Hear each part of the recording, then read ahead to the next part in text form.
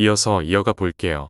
JL-3은 중국의 차세대 잠수함 발사 탄도미사일입니다. 사거리는 12,000km이며 중국 연안에서 발사를 해도 미국 본토 전역을 타격할 수 있다고 합니다. 최대 10개의 핵탄두를 독립적인 목표물에 발사할 수 있는 능력을 보유하고 있다고 하네요.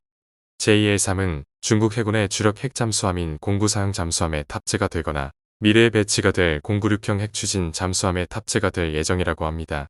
JL-1은 중국이 개발한 최초의 잠수함 발사 탄도미사일입니다. 1980년대에 개발이 되어서 1986년 실전 배치된 1세대 SLBM이죠. 사정거리가 1770km로 짧았으나 최근에는 개량되어 2500km까지 늘었다고 하네요.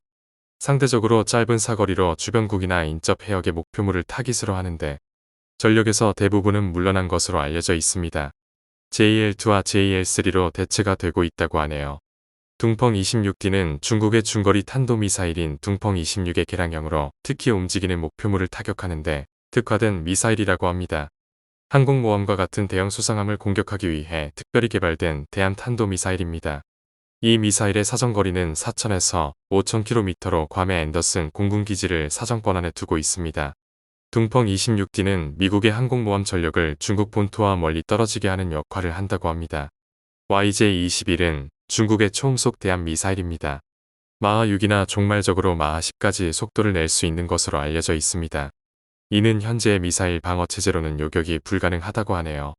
비행 중의 궤적을 자유롭게 변형을 할 수 있으며 표적을 정확하게 추적하여 타격하는 능력을 보유하고 있다고 합니다. YJ-21은 중국 해군의 최신의 공호호형 구축함에 탑재가 되어 발사되는 모습이 공개되기도 했습니다. YJ-21은 미국의 항공모함 전단과 같은 대형 수상함을 공격하기 위해 개발된 것으로 중국 연안에 접근하는 적 함정에 대한 치명적인 위협을 가하게 된다고 합니다. 둥펑17은 중국이 개발한 극초음속 활공탄 탑재 탄도미사일입니다. 기존의 탄도미사일과는 완전히 다른 비행 궤적과 속도로 인해 전세계 군사 전문가들의 주목을 받았다고 하네요. 탄두 부분에 극초음속 활공체를 탑재한다고 합니다. 둥펑17은 활공 단계에서 궤도를 자유자재로 변경을 하며 비행을 해서 요격이 힘들다고 합니다. 사정거리는 1800km에서 2500km로 일본의 주일미군 기지나 괌 등을 사정권에 둔다고 합니다. CJ-2000은 중국의 장거리 초음속 순항 미사일입니다. 중국의 항공모함 및 전함에 탑재가 되는 차세대 대함미사일로 알려져 있습니다.